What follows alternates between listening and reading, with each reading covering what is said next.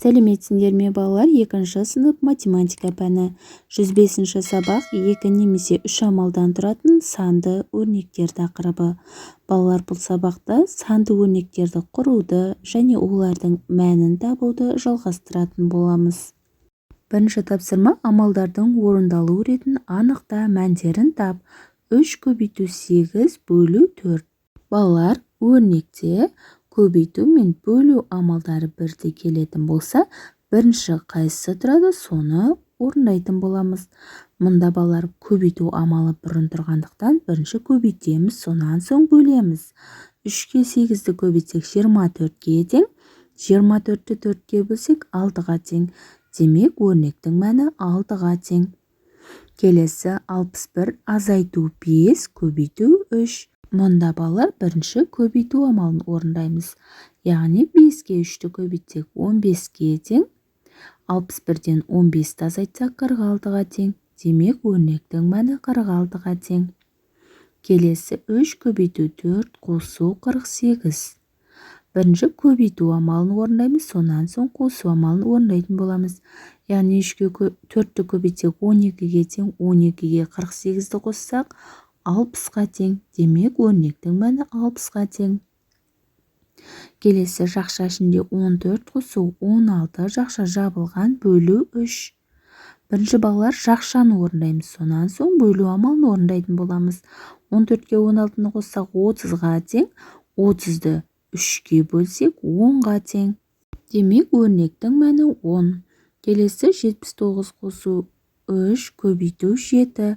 Бірінші көбейту амалын, сонан соң қосу амалын орындайтын боламыз.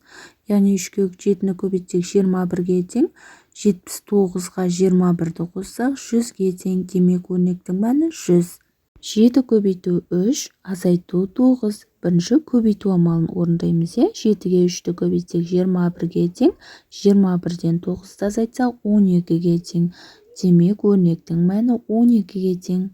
Екінші тапсырма: өрнектерді жаз және олардың мәнін тап. А нұсқасы: 10 мен 4-тің көбейтіндісіне 45 пен 5-тің бөліндісін қосу. Бұлай жазамыз: 10 көбейту 4 қосу 45 бөлу 5. Бірінші 10 мен 4-ті көбейтеміз, 40-ға тең. Екінші бөлу амалын орындаймыз. 45-ке 5-ті бөлсек 9-ға тең. Ал енді үшінші қосу амалын орындайтын боламыз. 40-қа 9-ды қосса 49-ға тең. Демек, өрнектің мәні 49-ға тең. Ә нұсқасы: 3 пен 2-нің қосындысына 54 пен 46-ның айырмасын көбейту. Бұл өрнекті бұлай жазамыз: жақша ішінде 3 қосу 2 жақша жабылған көбейту, жақша ішінде 54 азайту 46 жақша жабылған. Ал енді жақшаларды жеке-жеке орындап аламыз. 3-ке 2-ні қоссақ 5-ге тең, 54-тен 46-ны азайтсақ 8-ге тең. Енді көбейту амалын орындаймыз. 5-ке 8-ді көбейтсек 40-ға тең. Демек, өрнектің мәні 40-ға тең. Б нұсқасы: 17 мен 19-дың қосындысын 71 мен 62-нің айырмасына бөлу. Бұл өрнекті бұлай жазамыз: жақша ішінде 17 қосу 19 жақша жабылған көбейту, жақша ішінде 71 азайту 62 жақша жабылған. Ал енді жақшаларды жеке-жеке орындаймыз. 17-ге 19-ды қоссақ 36-ға тең, 71-ден 62-ні азайтсақ 9-ға тең, 36-ны 9-ға бөлсек 4-ге тең. Демек, өрнектің мәні 4-ге тең. Үшінші тапсырма: амалдардың орындалу ретін анықтап, өрнектердің мәнін тап. 13 азайту 6 бөлу 2. Бірінші бөлу амалын, сонан соң азайту амалын орындайтын боламыз. Яғни 6-ны 2-ге бөлсек 3-ге тең, 13-тен 3-ті азайтсақ 10-ға тең. Демек, өрнектің мәні 10-ға тең. Келесі 2 көбейту жақша ішінде 42 азайту 38 жақша жабылған қосу 34. Бірінші жақша ішін орындаймыз, сонан соң көбейту амалын, сонан соң қосу амалын орындайтын боламыз. Яғни 42-ден 38-ді азайтсақ 4-ге тең, 2-ні 4-ге көбейтсек 8-ге тең, 8-ге 34-ті қоссақ 42-ге тең. Келесі 3 көбейту 6 бөлу жақша ішінде 24 азайту 18. Бірінші жақшаны орындаймыз. Сонан соң көбейту мен бөлу қатар келгенде балалар ретімен орындаймыз дедік. Яғни бірінші көбейту амалын, сонан соң бөлу амалын орындайтын боламыз. Ал бірінші 24-тен 18 азайтсақ 6-ға тең, 3-ті 6-ға көбейтсек 18-ге тең, 18-ті 6-ға бөлсек 3-ге тең. Демек, өрнектің мәні 3-ге тең. Келесі 32 бөлу жақша ішінде 36 бөлу 9 жақша жабылған қосу 18. Бірінші жақшаның ішін орындаймыз. Екінші бөлу амалын, үшінші қосу амалын орындайтын боламыз. 36-ны 9-ға бөлсек 4-ге тең, 32-ні 4-ге бөлсек 8-ге тең, 8-ге 18-ті қоссақ 26-ға тең. Демек, өрнектің мәні 26-ға тең. Келесі 4 бөлу жақша ішінде 20 азайту 18 жақша жабылған бөлу 1. Бірінші жақша ішін орындаймыз, сонан соң бөлу амалдарын ретімен орындайтын боламыз. Яғни 20-дан 18-ті азайтсақ 2-ге тең, 4-ті 2-ге бөлсек 2-ге тең, 2-ні 1-ге бөлсек 2-ге тең. Демек, өрнектің мәні 2-ге тең. Келесі 35 қосу 8 көбейту 5 көбейту 1. Бірінші көбейту амалдарын ретімен, сонан соң қосу амалын орындайтын боламыз. 8-ге 5-ті көбейтсек 40-ға тең, 40-қа 1-ті көбейтсек 40, 35-ге 40-ты қоссақ 75. Демек, өрнектің мәні 75-ге тең. Төртінші тапсырма жазбалар бойынша есептер құрастыр. Бірінші есептің шешуі 8 көбейту 3 азайту 10 тең 14 килограмм. Жауабы 14 килограмм. Ал енді осы шешуіне есеп құрастырып көрейік. Дүкенге бірінші күні 8 килограммнан 3 қорап, ал екінші күні одан 10 килограмм кем кәмпит әкелінді. Екінші күні қанша килограмм кәмпит әкелінді? Есептің шартын жазамыз. Бірінші күні 8 килограммнан 3 қорап, екінші күні белгісіз, бірақ бірінші күнгіден 10 килограмм кем. Шешуі: дүкенге бірінші күні әкелінген кәмпиттің салмағын тауып, одан 10-ды азайтамыз. Яғни 8-ге 3-ті көбейтіп, 10-ды азайтамыз. 8-ге 3-ті көбейтсек 24-ге тең. 24 бұл бірінші күні әкелінген кәмпиттің салмағы. Екінші күні 10 килограмм кем болғандықтан 10-ды азайтамыз, сонда 14-ге тең. Жауабы: екінші күні 14 килограмм кәмпит әкелінді. Екінші есептің шешуі 40 бөлу 5 қосу 20 тең 28 литр. Жауабы 28 литр. Ал енді осы екінші есептің шешуі бойынша есеп құрастырамыз. Бірінші ыдыста 40 литр, екінші ыдыста 5 есе кем литр су бар. Үшінші ыдыста екінші ыдыстан 20 литрге артық болды. Үшінші ыдыста қанша литр су бар? Есептің шартын жазамыз. Бірінші ыдыста 40 литр, екінші ыдыста бірінші ыдыстан 5 есе кем. Үшінші ыдыста екінші ыдыстан 20 литр артық. Шешуі: екінші ыдыста 5 есе кем болғандықтан бөлеміз, ал үшінші ыдыста 20 литр артық болғандықтан қосамыз. Сонда өрнекті былай жазамыз: 40 бөлу 5 қосу 20. 40-ты 5-ке бөлеміз 8, оған 20-ны қосамыз 28. Сонда екінші ыдыста 8 литр су бар екен. Есептің жауабы: үшінші ыдыста 28 литр су бар. Осылай есептің шешуі бойынша есеп құрастыруларыңа болады, балалар. Бесінші тапсырма: өрнектерді ықшамда. 6 қосу 6 қосу 6. Бұл өрнекті балалар 6 көбейту 3 деп алсақ болады. Себебі 6-дан 3 бар. 6-ға 3-ті көбейтсек 18-ге тең. Келесі 7 қосу 7 қосу 35 тең. Бұл өрнекті 7 көбейту 3 қосу 35 деп алсақ болады. Себебі 7-ден 3 рет қосылып тұр.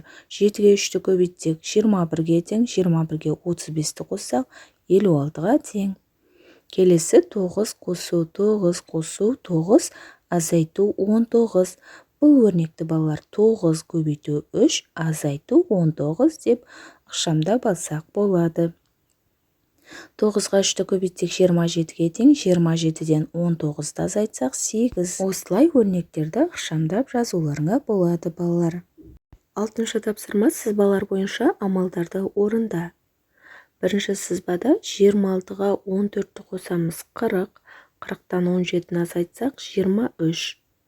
Келесі сызба 6-ға 3-ті көбейтеміз 18, 18-ді 2-ге бөлеміз 9 қалады. Келесі сызбада 32-ні 4-ге бөлсек 8, 8-ге 48-ді қоссақ 56-ға тең. Осылай сызбалар бойынша амалдарды орындаймыз. 7-ші тапсырма теңдеу құр және оны шеш. 24 азайту x өрнегімен белгісіз санның айырмасы 9-ға тең. Белгісіз санды x деп алып, балалар теңдеуді былай құрамыз. Жақша ішінде 24 азайту 7, жақша жабылған азайту x тең 9. Күрделі теңдеуді жай теңдеуге айналдырамыз. Ол үшін бірінші жақшаны орындап аламыз. 24-тен 7-ні азайтсақ 17, 17 азайту x тең 9. Мұнда x белгісіз сан, x-ті анықтау үшін 17-ден 9-ды азайтамыз, x тең 8-ге. Ал енді x-тің мәнін орнына қойып теңдеуді тексереміз. Жақша ішінде 24 азайту 7, жақша жабылған азайту 8 тең 9. 24-тен 7-ні азайтсақ 17, 17-ден 8-ді азайтсақ 9-ға тең. 9 тең 9. Демек, теңдеу дұрыс шешілді. 8-ші тапсырма есепті шығар. 2-ші сынып оқушылары құстарға арнап қатты қағаздан 28 жемсауыт, ал пластиктен 17 жемсауыт дайындады. Барлық жемсауыттарды 5 ағашқа теңдей бөліп ілді. Оқушылар әр ағашқа неше жемсауыт ілді? Есептің шартын құрып жазамыз. Қағаздан 28 жемсауыт, пластиктен 17 жемсауыт бөлді 5 ағашқа. Әр ағашқа неше жемсауыт ілгенін анықтауымыз қажет. Шешуі: бірінші қағаздан және пластиктен жасалған барлық жемсауыттарды анықтап, оны 5-ке бөлеміз, себебі 5 ағашқа бөлді. Ал өрнек құрып жазамыз. Жақша ішінде 28 қосу 17, жақша жабылған бөлу 5. 28-ге 17-ні қоссақ 45-ге тең, 45-ті 5-ке бөлсек 9. Демек, жауабы әр ағашқа 9 жемсауыт ілді. 9-шы тапсырма өрнектерді оқы, олардың мәнін тап. 76 қосу 8 көбейту 3. Мұнда балалар бірінші көбейту амалын орындаймыз. 8-ге 3-ті көбейтсек 24-ге тең, 76-ға 24-ті қоссақ 100 болады. Демек, өрнектің мәні 100-ге тең. Келесі 7 көбейту 2 азайту 6 қосу 63. Мұнда бірінші көбейту амалын орындаймыз. 7-ге 2-ні көбейтеміз 14, 14-тен 6-ны азайтсақ 8, 8-ге 63-ті қоссақ 71-ге тең. Демек, өрнектің мәні 71-ге тең. Келесі 91 қосу 18 бөлу 2 азайту 53. Бірінші бөлу амалын орындаймыз. 18-де 2-ге бөлсек 9-ға тең, 91-ге 9-ды қоссақ 100, 100-ден 53-ті азайтсақ 47-ге тең. Демек, өрнектің мәні 47-ге тең. 10-шы тапсырма кім жылдам? Сөз жұмбақты шеш. Балалар, мұнда көлденеңінен және тігінен сұрақтар берілген. Осы сұрақтарға жауап беріп, мұндағы берілген сөз жұмбақты шешетін боламыз. Бірінші сұрақ: көлденеңінен уақытты анықтайтын құрал сағат. Екінші сұрақ: ең кіші 3 таңбалы сан 100. Үшінші сұрақ: бөлуге кері амал көбейту. Төртінші сұрақ: заттың бағасы мен санның көбейтіндісіне тең шама құны. Бесінші сұрақ: ондықтар разрядынан кіші разряд бірліктер. Ал енді тігінен бірінші сұрақ: уақыттың өлшем бірлігі ай. Екінші сұрақ: геометриялық фигура түзу. Осылай балалар сөз жұмбақты шешеміз. Ал балалар, осымен бүгінгі сабағымыз аяқталды. Сендерге барлық тапсырмалар түсінікті болды деген ойдамын. балалар, егер де каналға тіркелмеген болсаңдар, осы видеоның төменгі жағындағы подписаться батырмасын басып, каналға тіркеліп, лайк басып кетуді ұмытпаңдар. Келесі жаңа сабақта кездескенше сау болыңдар.